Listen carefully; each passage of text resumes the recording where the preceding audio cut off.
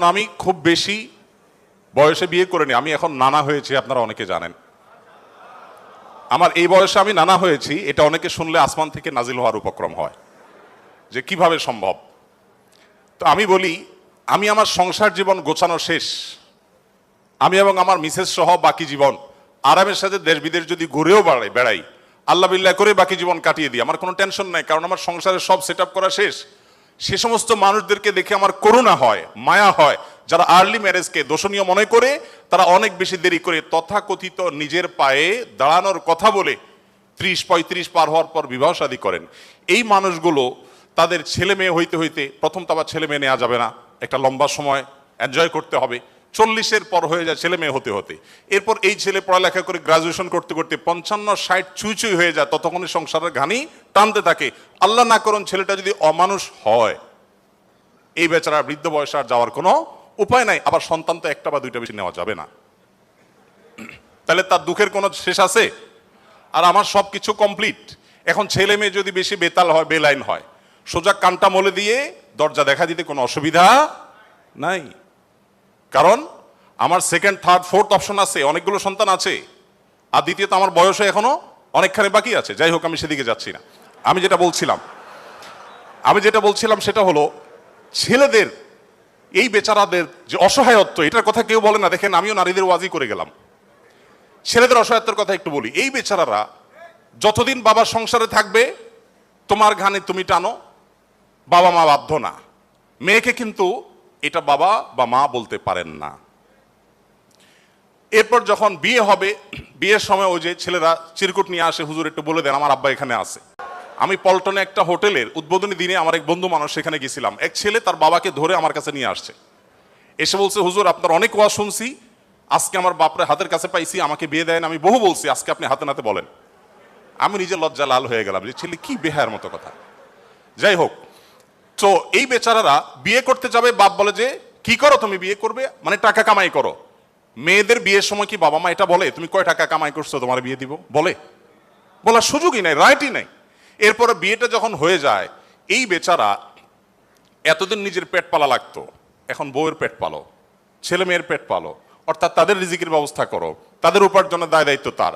নিজের বাবা মা যদি বৃদ্ধ হয়ে যান, অসহায় হয়ে যান, তাদের দায়িত্ব তার। বাপের বাড়ি যাওয়ার সময় বাজারটা তার করতে হয়, শ্বশুর বাড়ি যাওয়ার সময় মিষ্টির প্যাকেটটার টাকাও তাকে দিতে হয়। শতভাগ খরচ ছেলের, শতভাগ খরচ কার? ছেলের। আর বাপের সম্পদে পাবে হলো 2 টাকা, 2 আনা, আর মেয়ে পাবে 1 টাকা। তার অন্যের খরচ তো দূরের কথা, নিজের খরচই তার উপরে বর্তায় না। ইসলাম কি তাকে কম দিয়েছে না বেশি দিয়েছে?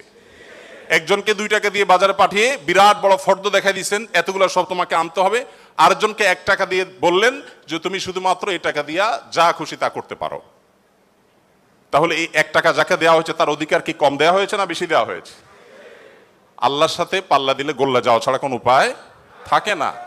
যারা নিজের বিবেক দিয়ে আল্লাহ সুবহানাহু ওয়া তাআলার বিচারকে, বিশ্লেষণকে বিচার করতে চায়, তারা আল্লাহর উপরে ওই যে খোদার উপরে খোদাগিরি বলে, যে সে মূর্খতা ছাড়া আর কিছুই করছে না। আমি শ্রদ্ধা রেখে তাদের প্রতি এটা বলতে বাধ্য হলাম।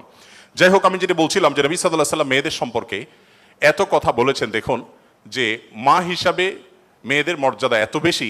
ইমাম মালিক রহমতুল্লাহ আলাইহি একটি চমৎকার কথা বলেছেন। তিনি বলেছেন যে আল আম্বিয়াউ আবুল বানাত। আপনারা অবাক হবেন, যত নবী রাসূল পৃথিবীতে এসেছেন, বেশিরভাগ নবী রাসূলদেরকে আল্লাহ তাআলা ছেলে সন্তান না দিয়ে মেয়ে সন্তান দিয়েছেন।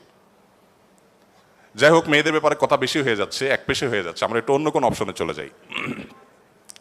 এরপরে যেটি বলতে চাই তা হলো বিধবা এবং ইয়েতিমদের ব্যাপারে। দেখুন, ইয়েতিম বিধবার ব্যাপারে নবী করিম সাল্লাল্লাহু আলাইহি সাল্লাম বলেছেন, বুখারীতে হাদিসটি বর্ণিত হয়েছে, আস-সাইলাল আরমালাতি ওয়াল মাসাকি কাল মুজাহিদি ফি সাবিলিল্লাহ আও কাল্লাযী ইয়াকুমুল লাইলা ওয়া ইয়াসুমুন নাহার।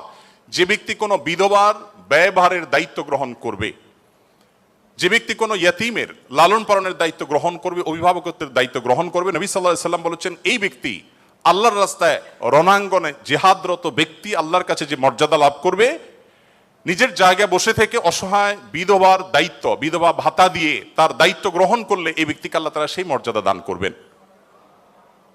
আপনি এরকম কোনো হাদিস দেখাতে পারবেন না যে একটা লোক বেচারার বউ মরে গেছে, মন মরা থাকে, যদি কোনো ভদ্র মহিলা তার আশ্রয় দেওয়ার জন্য তিনি অনুপযুক্ত হওয়া সত্ত্বেও নিজেকে পেশ করেন, উপস্থাপন করেন, আর তার আশ্রয় হয়ে যান, তাহলে নবী সাল্লাল্লাহু আলাইহি ওয়াসাল্লাম বলেছেন তার এই পুরস্কার আছে। নিশ্চয়ই ভালো কাজের সওয়াব আছে, কিন্তু আলাদা পার্টিকুলার কোনো সওয়াবের কথা নবী সাল্লাল্লাহু আলাইহি ওয়াসাল্লাম বলেন নাই। কিন্তু একজন বিধবার ব্যাপারে কিন্তু সেই কথা বলা হয়েছে। ইয়েতিমের ব্যাপারে নবী সাল্লাল্লাহু আলাইহি ওয়াসাল্লাম বলেছেন, আনা ওয়া কাফিলুল ইয়াতিমি কাহাতাইন, আমি এবং ইয়েতিমের অভিভাবক, যিনি ইয়েতিমের দায়িত্ব নেন, এই দুইজন এই দুটি আঙ্গুলের মতো পাশাপাশি জান্নাতে অবস্থান করবো। আপনারা অনেকে বলতে পারেন যে জান্নাতে এই লোক নবীর কাছে থাকবে, এর আগে শুনলাম দুইটা কন্যা লালন পালন করলে সেও নবী সাল্লাল্লাহু আলাইহি ওয়াসাল্লামের কাছে থাকবে, তো নবী সাল্লাল্লাহু আলাইহি ওয়াসাল্লামের কাছে কতজন থাকবে? আসলে দুনিয়াতে আমরা একজনের সাথে আরেকজন হাঁটতে পারি, আখিরাতকে আমরা দুনিয়ার মতো কম্পেয়ার করি বা বিবেচনা করি, আখিরাতের বিষয়টা সম্পূর্ণ ভিন্ন।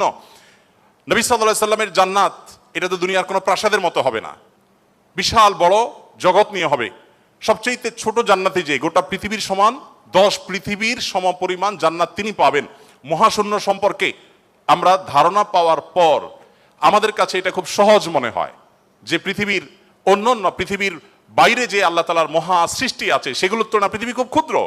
যখন পৃথিবীতে এগুলো আবিষ্কার হয় নাই, আপনি চিন্তা করুন তখনকার মুসলমানদের জন্য ঈমান আনা কতটা কঠিন ছিল, যে কিভাবে এত বড় জান্নাত দিবেন আল্লাহ তাআলা, কোথায় এত জায়গা। কিন্তু আজ আমরা সেটা আবিষ্কার করেছি, আমরা জানি কিয়ামত পর্যন্ত আবিষ্কার হতে থাকবে। কোরআন এবং সুন্নাহর অনেক কিছু এখনো আমাদের বুঝে আসছে না, কিন্তু এক সময় হয়তো বুঝে আসবে।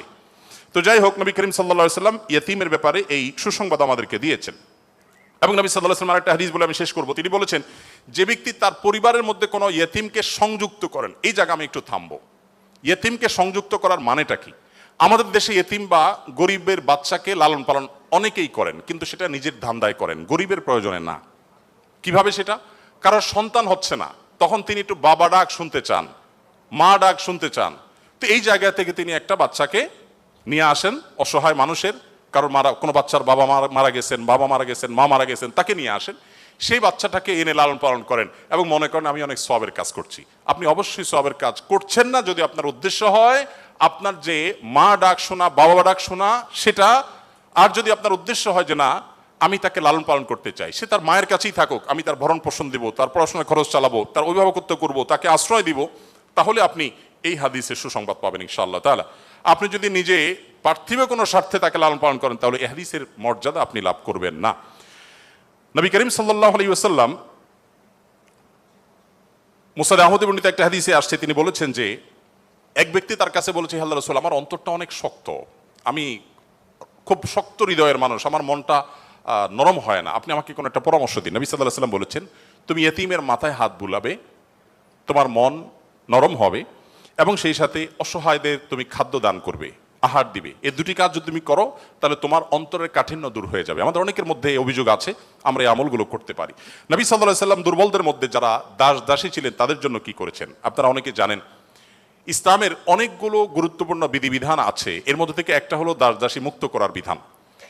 যদি কোনো পুরুষ, কোনো স্বামী যদি তার স্ত্রীকে মায়ের সাথে তুলনা করেন,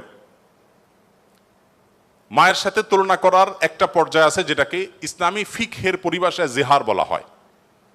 রাগের বশে এরকম অনেকে করে থাকেন যে আমার মা যেরকম হারাম তুমি এরকম হারাম, তালাকের মতোই অনেকটা, এই টাইপের কথা যদি কেউ বলেন তার প্রায়শ্চিত্ত হলো তাকে একটি দাস মুক্ত করতে হবে। কেউ যদি ইচ্ছাকৃতভাবে রোজা ভঙ্গ করেন তাহলে তার প্রায়শ্চিত্ত হলো তাকে একটি দাস মুক্ত করতে হবে। কেউ যদি শপথ করে শপথ রক্ষা না করেন, ভঙ্গ করেন, তাহলে তাকে দাস মুক্ত করতে হবে। কেউ যদি কোনো মানুষকে হত্যা করেন, ভুলে হত্যা করেন, তার প্রায়শ্চিত্তগুলোর মধ্যে থেকে একটা হলো তাকে দাস মুক্ত করতে হবে।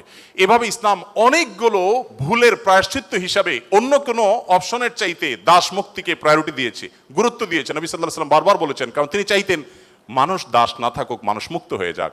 নবী সাল্লাল্লাহু আলাইহি ওয়াসাল্লাম আজকের পৃথিবীর মতো ফ্যাক্টরি রেভলিউশনের পর মানুষের মুক্তির জন্য বা দাস প্রথার বিরুদ্ধে তিনি কথা বলেছেন এমন না। আমি আগেই বলেছি, আজ পৃথিবীতে বহু দুর্বলদের পক্ষে কথা বলা মানুষ পাবেন, তার সবগুলোই বেশিরভাগই দেখবেন স্বার্থের কারণে। আমরা নিজেরাও দুর্বলদের সহযোগিতা করি। এই যে বন্যা গেল, অনেকেই বন্যার সময় ত্রাণ নিয়ে গেছেন জাস্ট একটা ছবির জন্য, অনেকে ত্রাণ নিয়ে গেছেন, কষ্ট করেছেন, শুধু তার একটা লাইভ দরকার, কিছু লাইক দরকার, কিছু কমেন্ট দরকার, কিছু বাহবা দরকার। তো নবী সাল্লাল্লাহু আলাইহি ওয়াসাল্লাম দাসীদের মুক্তির জন্য কথা বলেছেন সেই সমাজে যখন দাসী ছিল আজকের যুগে বিএমডব্লিউর মালিক হলে যেরকম গর্বের, দাসী থাকা সেরকম গর্বের। এরকম মূল্যবান অ্যাসেট কোনো বিনিময় ছাড়া মুক্ত করে দেওয়ার জন্য নবী সাল্লাল্লাহু আলাইহি ওয়াসাল্লাম উৎসাহী